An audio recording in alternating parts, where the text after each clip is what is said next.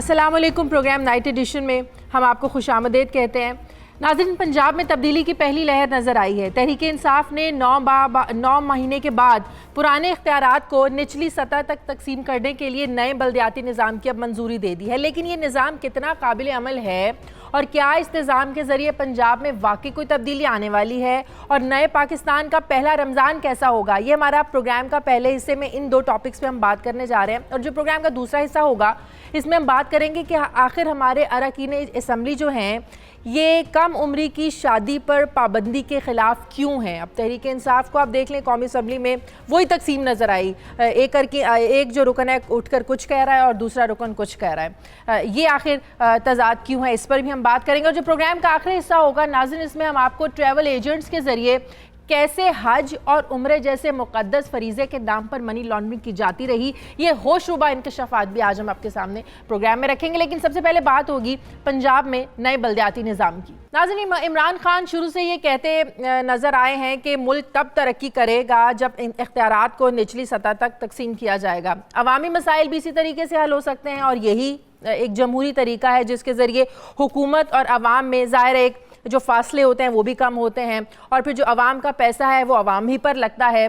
KPK में तहरीक इंसाफ ने दावा किया कि हमने नए बल्दियाती निज़ाम के ज़रिए तब्दीली लाकर दिखाई है, जबकि पंजाब में हुकूमत बनने से पहले भी इमरान खान यही कहते रहे हैं कि पंजाब के बल्दियाती नुमाइंदों के पास इख्तियारात ही नहीं हैं, हम ये निज़ाम तब्दील करके दिखाएंगे और तब्दीली लाएंगे। अगर कहा जाए कि तहरीक इंसाफ ने अपना ये वादा सच कर दिखाया है तो ये कहना कुछ गलत नहीं होगा शायद। अपोजिशन और कुछ इत्तेहादियों की भरपूर मुखालिफत के बावजूद पंजाब में नया बल्दियाती निज़ाम का जो बिल है ये सूबाई असम्बली से मंजूरी और गवर्नर पंजाब के दस्तखतों के बाद अब नाफिजुल अमल हो चुका है। गवर्नर पंजाब की मंजूरी के बाद पंजाब के 58,000 बल्दियाती नुमाइंदे ओहदों से फारिग हो गए हैं।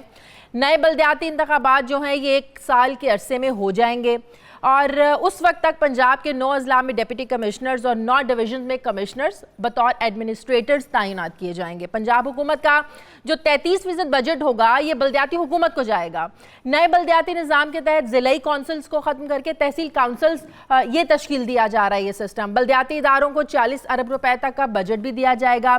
फिर शहरों में म्यूनसिपल और मोहल्ला काउंसिल, जबकि देहातों में तहसील और विलेज काउंसिल्स होंगी। इस तरह की और बहुत सी तब्दीलियां नए बल्दियाती निज़ाम में लाई गई हैं। लेकिन हमारा सवाल ये है कि ये नया बल्दियाती निज़ाम कितना मौसर और कितना काबिल अमल है और क्या वाकई ये निज़ाम पंजाब की आवाम के लिए तब्दीली लाने वाला है, इस पर आज हम बात करने जा रहे हैं। और मेरे साथ प्रोग्राम में वज़ीर इत्तलात पंजाब शमशान बुखारी साहब हैं। बहुत शुक्रिया शमशान साहब, आप प्रोग्राम में तशरीफ़ लाए। अच्छा, कि जैसे मैंने पहले इंट्रो में कहा कि नए बल्दियाती निज़ाम में ज़िला काउंसिल की बजाय अब तहसील काउंसिल्स का जो निज़ाम है वो मुतारिफ़ करवाने जा रहे हैं। इसमें एक जो कन्फ्यूजन आ रही थी वो ये कि आप लोगों ने जो विलेज काउंसिल और मोहल्ला काउंसिल का इंतखाब गैर जमाती बुनियादों पर करवाने की सिस्टम चेंज किया ना सारा आप लोगों ने, इसका क्राइटेरिया का क्या होगा? कोई भी जो है ना वो इलेक्शन लड़ सकता है, कोई क्राइटेरिया नहीं होगा कि तालीम कोई उसकी ज़रूरी हो कि इतनी तालीम उसकी होनी चाहिए, कुछ क्राइटेरियाज रखें आप लोगों ने?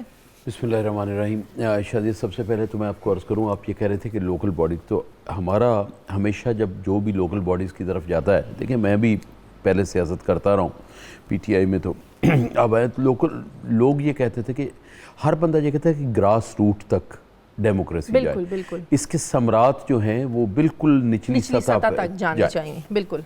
होता क्या था? होता ये था कि लोकल बॉडीज़ में पीपल्स पार्टी ने भी कभी बिलीव नहीं किया। हम मतलब मैं मिनिस्टर रहा हूँ उनका, और मुझे याद है कि वहाँ पे जब लोकल बॉडीज़ की बात चली तो काफ़ी जो अंदर की मीटिंग्स होती थी कि इनसे इज्तनाब किया जाए, ये किया जाए, वो किया जाए, तो एक सेंट्रलाइज्ड जो MNA MPA का काम ही नहीं है वो भी उन्हें तफवीज़ कर दिया गया, डेवलपमेंट जो सही। और इसी वजह से आप देखें कि लेजिस्लेशन का जो मेयार 85 से पहले होता था पार्लियामेंट में, ये पार्लियामेंट की जो तौकीर, जो इज्जत पहले होती थी, और corruption was unheard of before 1985 in parliament. सही। क्योंकि कोई खाने का तरीका नहीं होता, बिल्कुल, तो लोग अपनी इज्जत के लिए, वकार के लिए जाते। बिल्कुल सही। अब लोग जो अपने नुमाइंदे चुनते थे तो वो लोग भी इसी तरह चुनते थे, कोई आलम आदमी हो, कोई जीरक आदमी हो, कोई दाना आदमी हो, जिसका कैरेक्टर जो है वो कहीं पे फाइनेंशियल ना हो, क्वेश्चनेबल ना हो, तो उस तरह का। 85 के बाद है कि ये सियाको सबाक में आपको इसलिए कह रहा हूँ टोटल का, उसके बाद ज़ियाउल हक ने जो 79 में और फिर उसके बाद फिर एक बाद में हुआ जाके 97 में भी हुआ, वो सारे अपनी सिस्टम ही बदल गया ना सिस्टम। आपका। मैं आपसे यकीन से कहता हूँ, बहुत सारे लोग मेरे से शायद इख्तलाफ भी करें, जो एक अच्छा बल्दियाती निज़ाम मैंने देखा, क्योंकि मैं जो बल्दियाती निज़ाम को देख रहा हूँ वो 79 से मैं उस पर कमेंट कर सकता हूँ। तो आप यकीन कीजिए कि जो मुशर्रफ वाला निज़ाम था ना, नाज़म वाला, मुशर्रफ का जमहूरी होना ना जमहूरी होना, दैट इज़ डिफरेंट। लेकिन उस सिस्टम ने काम किया था। मैं this what I am coming to, Yes. But the only system I had seen worked was that system which was from 2002 to 2007। बिल्कुल। 2008 वाला फिर वो को गुडमुड हो गई थी, उसमें भी कुछ ऐसा इम्तजाज हो गया था जिसने वो निकाला, controversies शुरू हो बट गई थी। 2002 टू 2008 अब लोग खुश थे। ये जो निज़ाम हम लेके आए हैं ये उससे भी बेहतर, ये उससे भी बेहतर है। आज लोग तनकीद करेंगे, ऑपोजिशन का काम है तनकीद करना, और स्पेशली जब ऑपोजिशन के लीडरान वो करप्शन में अंदर हो रहे हों तो वो तो उनको तो को बहाना चाहिए उसमें करने की। लेकिन अब इस तरह क्राइटेरिया की तरफ मैं आए उसी ना, तरफ आ रहा हूँ, मैं बिल की तरफ ही आ रहा हूँ। मैं ये कह रहा हूँ, मैं क्रिटिक्स की बात कर रहा हूँ। ठीक है। समरात इसके तब आएंगे जब इलेक्शन हो जाएगी, 1 साल में हो जाएंगे इंशाल्लाह हो जाएंगे। पहले हो जाएंगे, प्रोसेस तो अभी शुरू हो जाएगा। प्रोसेस तो आप समझे, इसके बाद डिलिमिटेशन होनी होगी। तो उसमें यह है कि मैं I am not giving you any dates, but जो है हमारे इरादे हैं वो साल से बहुत पहले। ठीक है। तो मैं आपसे गुजारिश ये करता हूँ कि जब ये हो जाएगा, इन प्लेस हो जाएगा, तो फिर इसके समरात पे लोग खुद बोलेंगे इंशाल्लाह ताला, बिकॉज अवाम का इख्तियार अवाम के हाथों पे निचली सतह पे चला जाए। लेकिन ये है कि कोई भी इलेक्शन लड़ सकता है, थोड़ा सा सवाल क्राइटेरिया अगर हो कि पढ़ा लिखा हो, उसमें शाऊर हो, लोगों की प्रॉब्लम्स को समझ सके, अंडरस्टैंड कर सके, मैं बताता हूँ, ये बड़ा जरूरी है। जो विलेज काउंसिल और पंचायत काउंसिल है, हाँ, हाँ। उसमें तो देखें बहुत सारे लोगों को इदराक होता है, बाज़ लोग पढ़े भी नहीं होते मगर वो मुआशरे में एक्टिव होते हैं, बिकॉज वो बिल्कुल ग्रास रूट लेवल पे है। तो इसमें कुछ राय थी करके इसको शामिल करें, मैट्रिक कम से कम करें, इस तरह करें, मगर अभी तो ये है कि जिस बंदे पे कोई इल्ज़ाम नहीं है, कोई कुछ नहीं है और वो काम कर सकता है वो करे। ज़ाहिर है तहसील के लिए और बात होगी, लेकिन जो मेयर और लॉर्ड मेयर होगा जिसने बड़े पैमाने पर करना, उसके लिए तो लाजमी होना चाहिए तालीम याफ्ता। इट गोज विदाउट सेइंग कि जिस बंदे ने पूरे लाहौर को अब कन्विंस करना है, पूरे लाहौर से वोट लेना है, तो वो कन्विंस करने के काबिल होगा तो करेगा ना। तो वो he will be filtered out, आप देखेंगे। और उसमें जब लोग पार्टीज का मुकाबला करेंगे ना, तो कैंडिडेट का भी करेंगे कि पढ़ा लिखा कौन है, किस पे करप्शन का इल्ज़ाम नहीं है, कौन डिलीवर कर सकता है, किस में हिम्मत है काम करने की, कौन सिर्फ जुगाड़ पे यकीन रखता है। छोड़ेंगे लोग डिसाइड करें, ये आप लोगों ने करना है। जो जमाती बुनियादों पर उन्हें उसको लड़ने ही ना दें जिस पर कोई करप्शन का इल्जाम हो, कुछ जराइम पेशा लोग मैं पीटीआई के लिए आपको कह रहा हूँ नहीं लड़ना। हाँ, पीटीआई के बाकी जमातों का तो हमारे पर ही देखे ना, जब तक आप गिल्टी प्रूव नहीं होते कोर्ट नहीं रोकती है, मगर पीटीआई में तो हम ये एहतियात करेंगे कि जिसका खुदा न खास्ता इल्जाम है और वो कोई इस तरह की चीज है कि वो इल्जाम एक तो इल्जाम बरा इल्जाम है ना, और एक ये है कि देयर इज एन इशू, तो वो नहीं।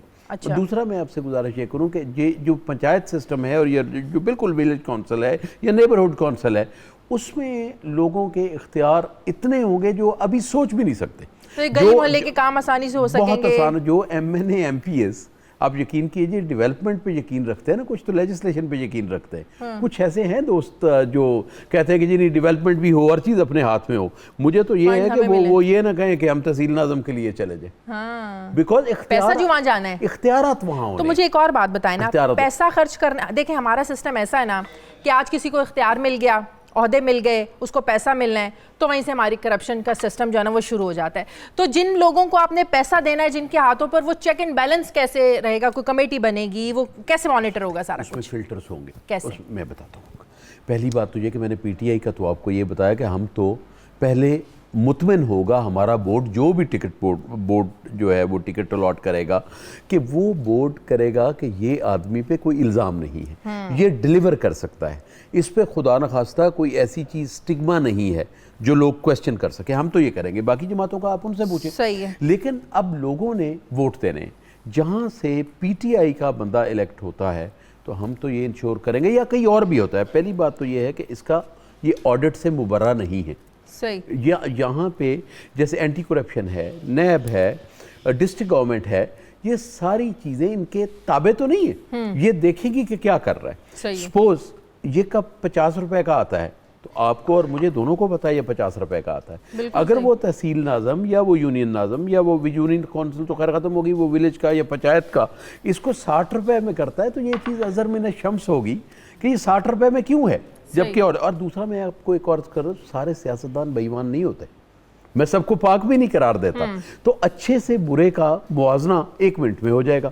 और इस मीडिया के दौर में यहाँ तो ये तक खंगाल देते हैं कि आप चुपा नहीं रह सकता। मेरा मतलब है यहाँ पे कई ऐसी अपॉइंटमेंट्स होती हैं कि उनका प्रो और कॉन जो है वो आधे घंटे में एक तज्जिया शुरू हो जाता है ग्रुप में। ये जो नुमाइंदे चुने जाएंगे इनकी सैलरीज होंगी जो बिल्कुल लो लेवल पे उसकी तो नहीं होंगी, नहीं होंगी, उनकी तो नहीं होंगी। विलेज काउंसिल का बेकर के नहीं, वो उस पे है, उनकी तो नहीं होगी। अच्छा। लेकिन बाकी जो है, बाकी उस पे अभी इस तरह वॉलंटरी करेंगे, बिल्कुल वॉलंटरी करेंगे, क्यों नहीं करेंगे। एक चीज, एक बंदा कहता है आजकल के दौर में वॉलंटरी कौन करेगा जब 2-2 वक्त की रोटी के लिए लोगों के पास पैसे नहीं और निचली सतह पर खास तौर पे। मुझे आप बताएं, उसमें कहीं ये मना तो नहीं किया गया कि वो कारोबार ना करता हो, उसमें कोई मना तो नहीं किया गया कि वो दुकान ना चलाता हो, उसमें कोई मना तो नहीं किया गया कि वो 5 एकड़ का या 10 एकड़ का जिम्मेदार ना हो। बात ये है कि तो किस लेवल से आप सैलरीज देंगे, तनख्वाहों पे कौन लोग होंगे? ये देखें, इसमें ये है कि ये तहसील वाली जो है ना, तहसील वाली उसमें कुछ आके आएगी, मगर ये जो अभी आप देखें 3.5 लाख रुपए 3 लाख रुपए यूनियन काउंसिल को पर मंथ जा रहा है। 1.5 लाख पौने 2 लाख रुपया उसका एक्सपेंडिचर में ही चला जाता है, जो नॉन डेवलपमेंट है। हम ये चाह रहे हैं वो आवाम का तमाम पैसा आवाम पे लगे। सही। तो जो ऊपर वाला मामला है उसमें तो सैलरीज कुछ ना कुछ होंगी, मगर बिल्कुल नीचे पे I mean it's up to the person. तो इसका मतलब पंजाब का जो 33% बजट है वो बलदियाती इदारों को जाएगा। देखिए 50 अरब के करीब बजट जो है वो सीधा जाएगा और 33% सीधा जाएगा, and then they can generate their own income as well. So it's a good system. थोड़ी अब रमजान पे भी बात कर लें,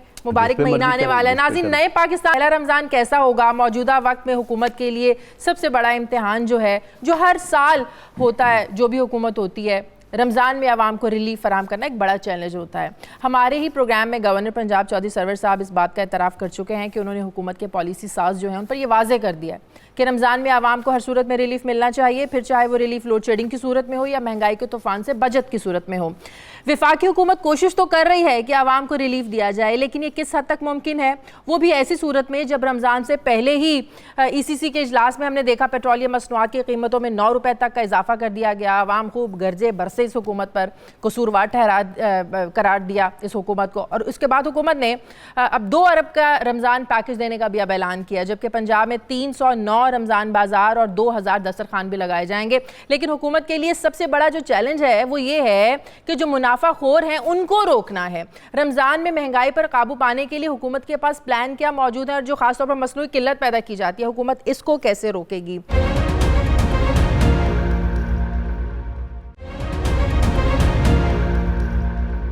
समसाम साहब, हर साल ऐसे होता है, रमज़ान से पहले यहाँ पर तो उल्टी गंगा बहती है ना। आप अमेरिका चले जाएं, यूरोप चले जाएं, लंदन चले जाएं, वहाँ पर मुसलमानों के लिए एक स्पेशल पैकेजेस होते हैं, अनाउंस किए जाते हैं, चीज़ें सस्ती हो जाती हैं। यहाँ पे हर कुछ महंगा हो जाता है। आप लोग ऐलान तो कर रहे हैं, लेकिन क्या इम्प्लिकेशंस इसकी कैसे करेंगे आप लोग?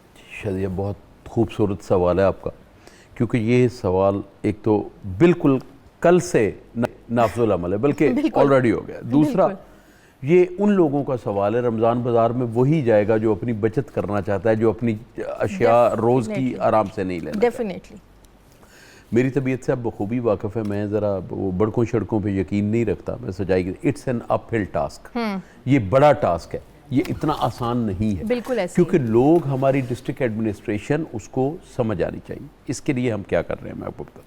पहली बात तो ये कि वज़रा की, डिप्टी कमिश्नर्स की ये ड्यूटीज़ लग गई हैं कि वो रमज़ान बाज़ार विज़िट करें। अब मैं इंशाल्लाह ताला कम से कम 5 डिस्ट्रिक्ट विज़िट मैं खुद करूँगा। अच्छा, आप खुद विज़िट? इंशाल्लाह ताला खुद विज़िट करूँगा। हालांकि ये मेरे एम्बिट में नहीं आता। इसको अगर आप देखें तो ये इंडस्ट्रीज़ में, फूड में, नो इट्स नॉट वॉलंटरी, हुक्म है वज़ीर आला साहब का। बट मैं खुश हूँ कि ये है। मैं कहता हूँ कि इंडस्ट्रीज़, फूड और एग्रीकल्चर मिनिस्ट्री, ये 3 मिनिस्ट्रीज इसको डील करती हैं, जिनका काम है इससे। मेरा तो काम नहीं है, और भी बहुत सारे मिनिस्टरों का काम नहीं है, मगर सबकी ड्यूटीज़ लग गई हैं, किसी की 2 में, किसी के 3 में। आई एम विजिटिंग 5 डिस्ट्रिक्ट, उसमें 2 तो मुझे हुक्म है, 3 मैं खुद जाके करूँगा, और वो मैं बताऊँगा नहीं क्या करूँगा, क्योंकि वो हमें उन्होंने कहा हुआ है कि आप कहीं भी चले जाएँ, 2 का तो मुझे हुक्म है, वो तो नोटिफिकेशन हो गया हुआ है कि मैंने जाना है, ठीक है, विहाड़ी में और मैं अपने ज़िले में उकाड़ा में मैंने जाना है चेक करने But के लिए। बिल्कुल चेक करने के लिए। लेकिन एक और बड़ा मसला है, जब दुकानदारों को पता चल जाए ना, अक्सर लोगों को पता चाहे रमजान बाजार के लगे, वो छापा मारने वाली टीम है, इंशाल्लाह नहीं पता, वो उन्होंने एक एक अपनी बना के रखी होती है तख्तियां सस्ते वाली ना, तो वो फौरन लगा देते हैं। मैं अपनी बात जिम्मेदारी से कहता हूं कि मेरा अगर उकाड़ा में या विहाड़ी में पता लगेगा, क्योंकि वहां पे लोग मेरे से बात कर सकते हैं, लोग शक्ल से पहचानते हैं, बात कर सकते हैं, तो उनकी शिकायत तो मैं सुन लूंगा। बाकी जो 2-3 इजला मैंने कहे, मैं तो बता ही नहीं रहा मैं कौन से विजिट करूंगा, और वो मैं इंशाल्लाह ताला ऐसे विजिट करूंगा कि वो शायद मैं बाजार में पहुंचूं तो डिस्ट्रिक्ट एडमिनिस्ट्रेशन को बुलाऊं। तो खास प्राइस आप लोगों ने दिए हैं चीज़ों के? 3-4 चीज़ें, 2 चीज़ों को हम मिक्स कर रहे हैं जो आवाम को बताना मुश्किल मतलब ज़रूरी है, और उनको उसको समझाना जो है वो थोड़ा मुश्किल है। आपके प्रोग्राम की वसातत से मैं समझा सकूँगा। 1 कि रमज़ान बाज़ार सब्सिडाइज है। अच्छा, जो डीसी का रेट है, जो नरखनामा जिसे हम कहते हैं, नरखनामा आवेजा होता है, चीज़ें उस पर भी नहीं बिकती, तो उस नरखनामे पे बाकी बाजार में वी विल इंश्योर कि वो उससे ऊपर ना लेके जाए। अच्छा, और रमजान शरीफ में सब्सिडाइज है, दैट्स वाई दिस 2 अरब रुपए is going towards that subsidy. अब हमें ये देखना है कि आम बाजारों में भी अगर 50 रुपए की कोई चीज़ है तो वो 51 की नहीं बिक रही, और रमजान बाजारों में 50 की अगर 40 की गई थी तो वो 40 की ही। और एक और बड़ी शिकायत रहती है, सस्ती चीजें रमजान बाजारों में मिल जाती, क्वालिटी अच्छी नहीं होती है। ये भी इसको भी देखें। I am coming there. So if वो 40 रुपए की चीज जो मिल रही है वो 50 रुपए वाली के बराबर नहीं, तो फिर हम कुछ नहीं दे रहे।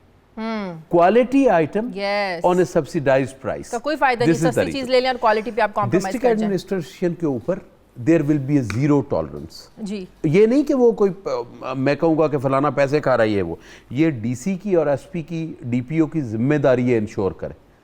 अगर वो इतने लूज हैं कि उनके नाक के तले वो बाजार जो है उसमें चीजें सही नहीं बिक रही, तो then deputy commissioner and DPO will be responsible. बिल्कुल सही। And that is a zero tolerance policy. ये मैं आपको, और क्वालिटी पे भी आप रखेंगे बिल्कुल चेक एंड बैलेंस। कमेटियां बनाई हैं, price control committee, price control कमेटियां पूरा रमजान चेक एंड बैलेंस रखेंगे। वो तो हर दफा होती हैं, आज भी 2 जगह, कोई किसी काम की नहीं होती हैं। टूथलेस देखे उन्होंने देनी होती है एडवाइस, उसको जो देखे ना वो कमेटी की एक एडवाइस होती है, इम्प्लीमेंटेशन किसने की होती है? डिस्ट्रिक्ट एडमिनिस्ट्रेशन ने। सही। नाउ आज 2-3 जगह पे मुझे पता है वो हो गई, कमेटीज हो गई, उन्होंने दे दी आप करके। अगर डिस्ट्रिक्ट एडमिनिस्ट्रेशन उस पर नहीं चलती तो दे रिस्पॉन्सिबल, हम अवामी नुमाइंदों को भी रिस्पॉन्सिबल होना चाहिए। हमसे तो लोगों को पूछना चाहिए ना, आपने क्यों नहीं, फिर हमें उनसे पूछना चाहिए जिन्होंने ये इंश्योर करना है कि हुआ है। सही। और दूसरी, वैसे तो ये विफाक का है, यूटिलिटी स्टोर्स, वहाँ से डीलिंग होती है। यूटिलिटी स्टोर्स पे कोई हाल नहीं है, वो कहते हैं जी हमारा तो विफाक ने बहुत ज़्यादा पैसा देना है, हम कैसे बाहर से महंगी चीज़ें लेकर लोगों को सस्ती दें, तो जब तक हुकूमत पैसे नहीं देगी, हमने तो कंपनियों के आगे से पैसे पे करने हैं, तो हम पैसे नहीं पे करेंगे, कंपनियां काम सौदा कैसे देंगे हमें, कैसे अपनी जो सारी वो चीज़ें देंगे हमें। रमजान बाजार is a different issue, utility store corporation is a different. लेकिन यूटिलिटी स्टोर में भी वही जाता है ना जिसने बचत करनी होती है। बिल्कुल जाता है। बहुत सारे सफ़ेद पोस्ट जिनको लोग मुतमव्वल समझते हैं, क्योंकि उन्हीं के पे ग्रेड का एक आदमी रिश्वत खा रहा है उसको परवाह नहीं, उन्हीं के पे ग्रेड का एक रिश्वत नहीं खा रहा उसको परवाह है गरीब को। सही। तो अर्ज ये है कि यूटिलिटी स्टोर्स कॉर्पोरेशन आता तो है वफाक के एम्बिट में, और वफाक को उस पर करना चाहिए और करेंगे, but if there is Ramzan से पहले हो जाना चाहिए था। मेरे ख्याल में कुछ ना कुछ हो गया है, लेकिन ये है कि उनके इश्यूज क्या हैं, उनके पैसे कितने देने या क्या नहीं देने वो उनके, मगर एक चीज़ ज़रूर बता दें कि वो पैसे तो देने होंगे, पता नहीं मियाँ साहिबान ने, तो वो इसको एक्सक्यूज ना बनाएं। एक्सक्यूज बनाएंगे तो हम और चलिए कुछ ये हुकूमत भी साथ देना, ये रमजान तो लोगों का अच्छा गुजर जाए ना, लोगों की दुआएं मिलेंगी आप लोगों को। नहीं, दुआएं तो अल्लाह करे जरूर मिले, मगर दुआओं से पहले ये फर्ज है हुकूमत का और एडमिनिस्ट्रेशन का कि लोगों को तकलीफ ना हो। चलिए वेरी बेस्ट ऑफ लक इस रमज़ान में, आप लोगों के जो चैलेंजेस हैं आप उसको मीट कर पाएँ। बहुत शुक्रिया समसाम साहब आपका प्रोग्राम में आने। नाज़रीन, प्रोग्राम में वक्त एक ब्रेक का, ब्रेक के बाद जब वापस आएंगे तो बात करेंगे कि 21वीं सदी में भी हमारे जो अरकान असम्बली हैं ये कम उम्री की शादी पर पाबंदी का जो बिल आया है इसकी मुखालिफत क्यों कर रहे हैं? वजूहात सियासी हैं या फिर इसके पीछे कुछ और बात है? बात होगी एक छोटे से वक्फे के बाद।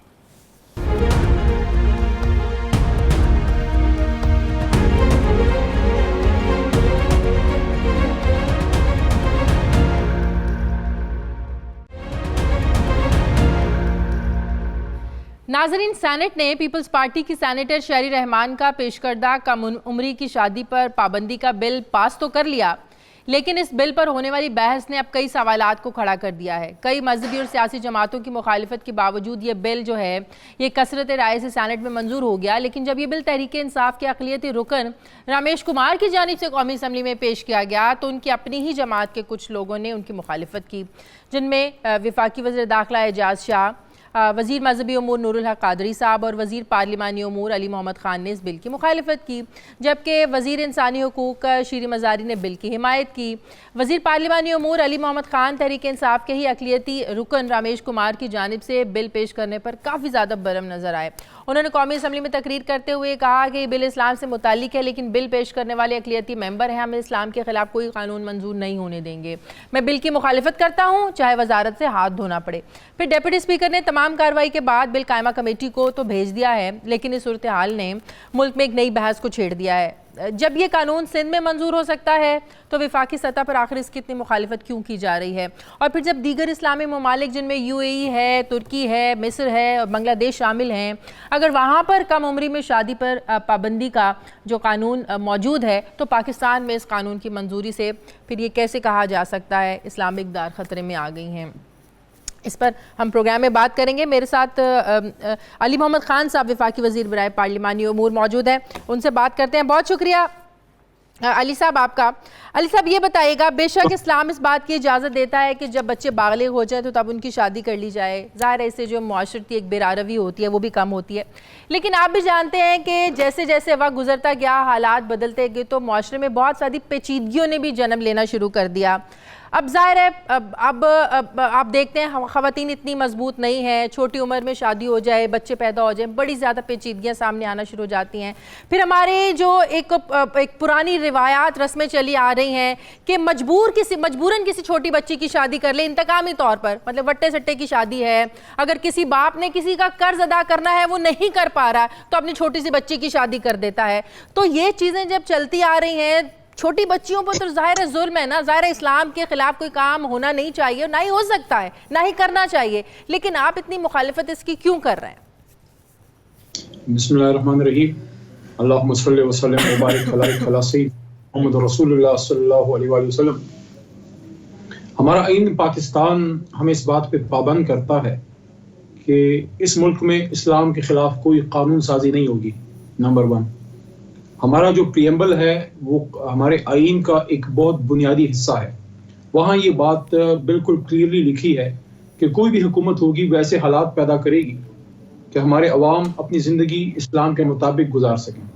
आर्टिकल 227 है मेरे ख्याल में, जो पाबंद करता है कि कोई कानून साजी इस्लाम के खिलाफ नहीं होगी। ये तो है बुनियाद। लेकिन दूसरी तरफ आप ये देखें ना, हम ये भी चाहते हैं कि हमारी बच्चियां तालीम हासिल करें। जाहिर है एक कामयाब पढ़ी लिखी औरत अपनी पूरी नस्ल को संवार सकती है, तो हमें इन चीज़ों को इस कॉन्टेक्स्ट में भी देखना है कि अगर कम उम्री में बच्ची की शादी हो जाएगी, ना वो अच्छी सी तालीम हासिल कर सकेगी, ना उसको बाहर की किस दुनिया का पता चलेगा, ना उसमें वो शऊर आ सकेगा जो अपनी अगली आने वाली नस्ल को दे सके।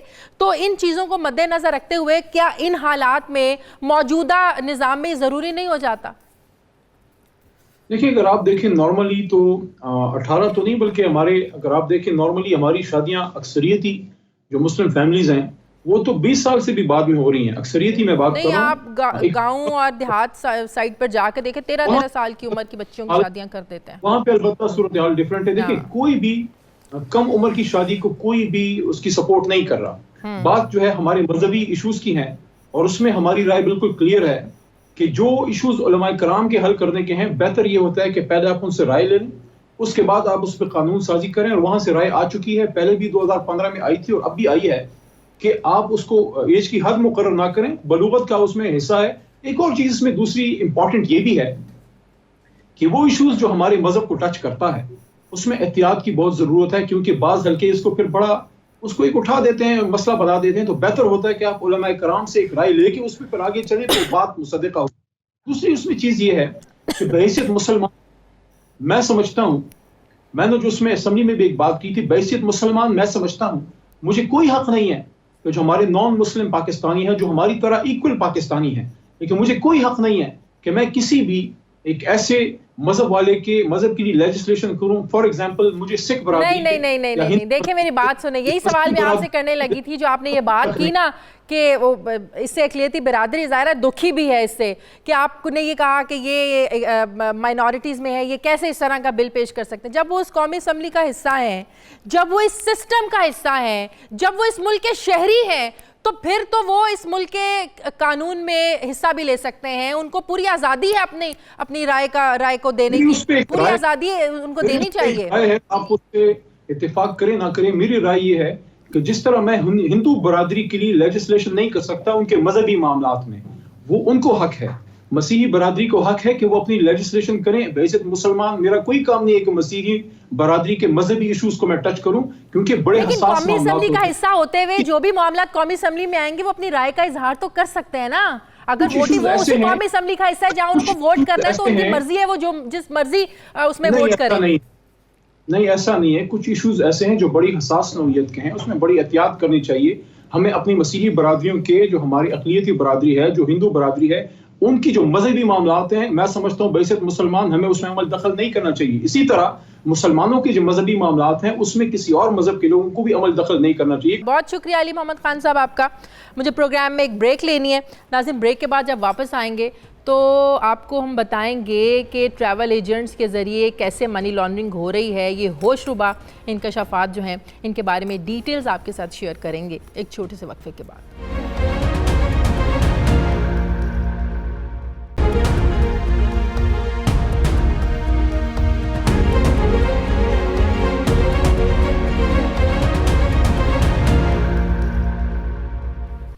नाजरीन, ये तमाम इंकशाफात आपके लिए होशरुबा होंगे। मॉडल्स के बाद ट्रैवल एजेंट्स के ज़रिए मनी लॉन्ड्रिंग की जा रही है और ये मनी लॉन्ड्रिंग हज और उम्रे जैसे मुक़द्दस फरीज़े के नाम पर की जा रही है। ज़राए के मुताबिक एक अहम इदारे की रिपोर्ट में ये इंकशाफात किए गए हैं कि मुल्क भर में 310 ऐसे ट्रैवल एजेंट्स मौजूद हैं जिनका माजी में ताल्लुक़ कलअदम तंजीमों से रहा है और ये ट्रैवल एजेंट्स कारोबार की आड़ में मुख्तलिफ कलअदम तंजीमों को फंडिंग करते थे और इनमें से 82 ऐसे अफराद भी हैं जो कि उम्रे और हज के नाम पर मनी लॉन्ड्रिंग करने में मुलव्वस पाए गए हैं। फिर इससे ज़्यादा होशरुबा इंकशाफ ये भी है कि इन 82 ट्रैवल एजेंट्स में से 13 ऐसे हैं जिनको माजी में बासर सियासी शख्सियात के कहने पर हज के बड़े बड़े कोटे दिए गए ताकि मनी लॉन्ड्रिंग की जा सके, जबकि बाकी दीगर 1600 ऐसे ट्रैवल एजेंट्स का हवाला भी दिया गया है कि जिनके खिलाफ कई मुकदमात में होने के बावजूद वो ज़मानतें करवा कर फिर से अवाम को जालसाजी से लूटने में मसरूफ़ रहे और उम्रा और हज के नाम पर करोड़ों रुपए इकट्ठे करके गायब हो जाते हैं। हमारे ज़राए के मुताबिक ये ट्रैवल एजेंट्स हज, रमज़ानुल मुबारक और रबीउल अव्वल के महीनों में हज़ारों की तादाद में भिखारियों को लेकर जाते हैं और उनसे वहाँ पर भीख मंगवाते हैं। जबकि ज़राए के मुताबिक शरीक चेयरमैन पीपल्स पार्टी आसिफ अली ज़रदारी के ख़िलाफ़ तहकीकात में और बहुत से नाम सामने आए हैं। ये वो लोग हैं जो पाकिस्तान में और बैरून मुल्क साबिक सदर के लिए रकूम वसूल करने वाले अफराद और गिरोहों के लिए काम करते थे। ज़राए के मुताबिक ज़रदारी साहब को कोड वर्ड्स में बड़े साहब कहा जाता था।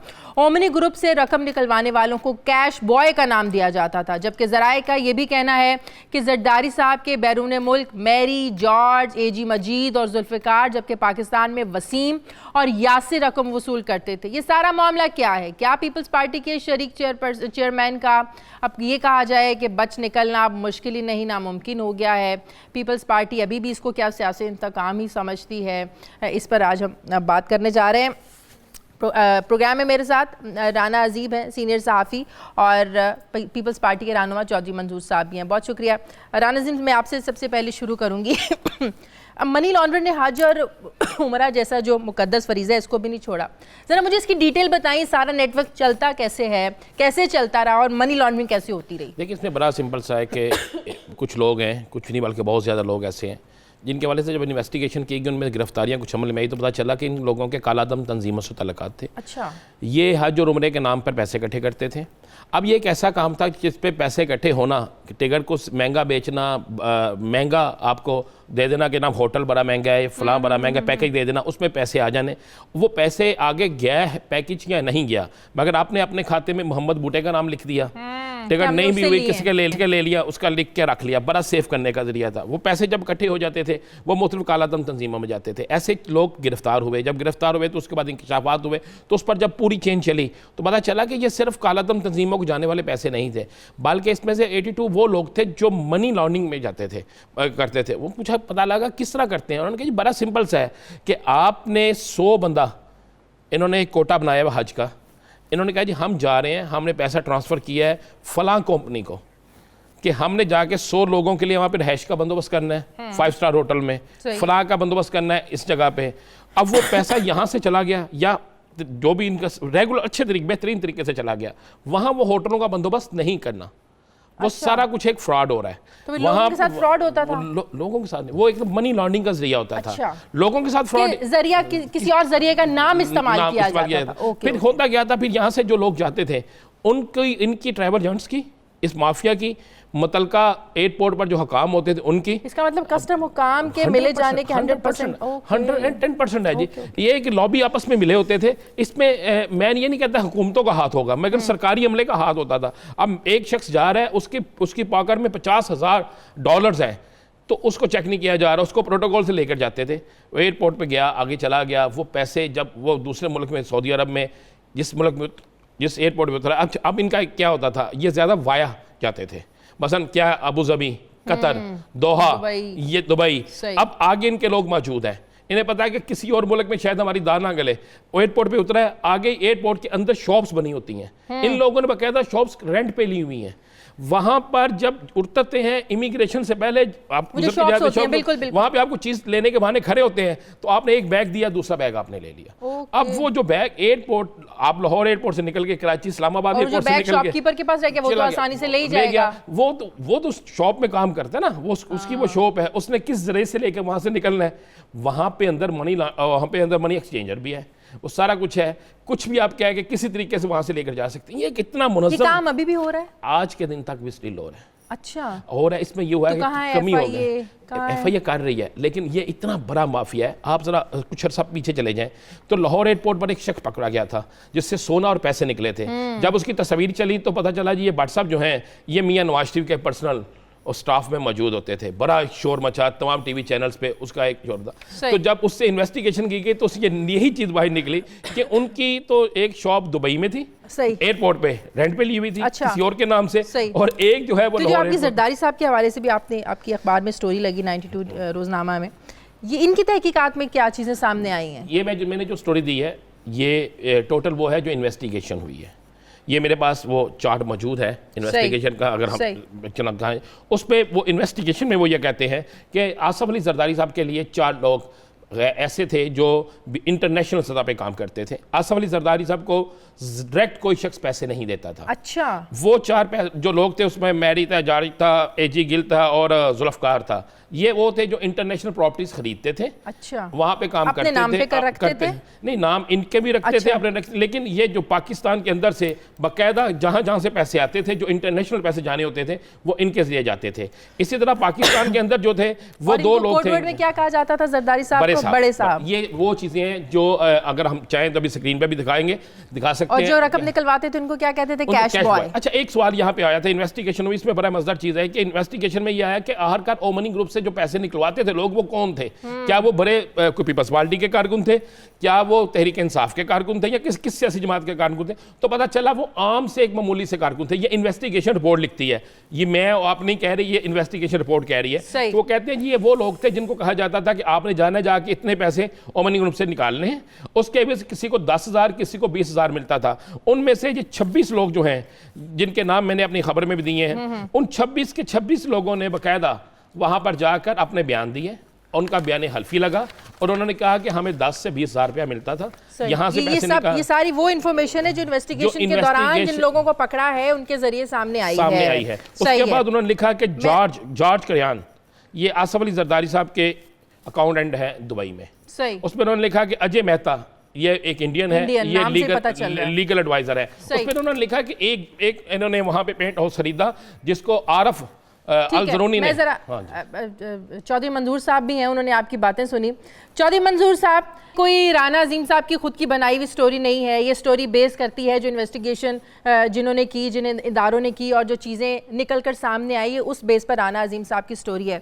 ज़ाहिर है आपको भी डिफेंस का बात करने का मौका मिलना चाहिए, क्या कहेंगे? अभी भी आप कहेंगे ऐसे होशरुबा इंकशाफात के बाद कि अभी भी इंतकामी कार्रवाइयाँ हो रही हैं पीपल्स पार्टी के खिलाफ? मुझे ये बताएं कि क्या जरूरत है इस तरह से? आप तो बड़ी बड़ी स्टोरियां छापी थी बहुत सारे लोगों ने कि लांचे भर भर के जाती हैं जी, तो फिर ये स्टोरी छोटी सी कहां से आ गई? को $50,000 या $5 लाख जिसकी लांचे जाती हों भर भर के, डॉलरों की और रुपए की लांच में कितने को पैसे आ जाते होंगे? मेरा ख्याल है $1 अरब, $2 अरब भी जा सकते हैं लांच के अंदर।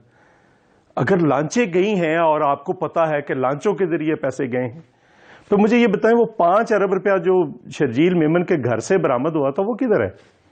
कौन ले गया? राना अजीम साहब ज्यादा कवर करते हैं, इन्हें पता होगा, क्राइम भी डील करते रहे। ये जो माल मुकदमा होता है ना, मैं भी एक छोटा सा वकील हूं, जब माल मुकदमा बरामद हो जाता है ना तो वो खुर्द बुर्द करने वाले पे केस होता है, जिससे बरामद होता है उस बताएं तो सही ना कौम को कि हमने ये भी स्टोरियां दी थी और वो सारी स्टोरियां। लेकिन अब जिस दौरे हुकूमत में सब कुछ चल रहा है, इन्वेस्टिगेशन हो रही है, गिरफ्तारियां हो रही हैं, ये तहरीके इंसाफ की हुकूमत है ना। लेकिन मैं सुन लेना, लेकिन अब ये केसेस तो इस हुकूमत के आने से पहले के बने हुए हैं ना चौधरी मंजूर साहब, तो फिर इसको इंतकामी सियासी कार्रवाई कैसे कह सकते हैं? ये तहरीके इंसाफ ने तो नहीं किया ना। बात कर रहा हूँ जी नहीं, अब आप तहरीक इंसाफ को फौरन क्यों डिफेंड करने आ गई हैं? आप मैं डिफेंड नहीं कर रही, पीपल्स पार्टी कहती है कि ये मैं तहरीक इंसाफ पे इल्जाम लगा रहा हूं, मैं भी पहले की बात कर रहा हूं। अच्छा। मैं भी पहले की बात शाजिया कर रहा हूं।